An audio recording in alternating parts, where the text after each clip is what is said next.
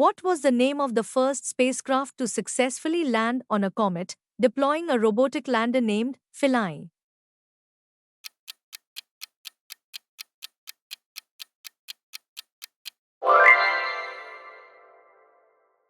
Which technology allows robots to navigate and orient themselves on planetary surfaces without human intervention?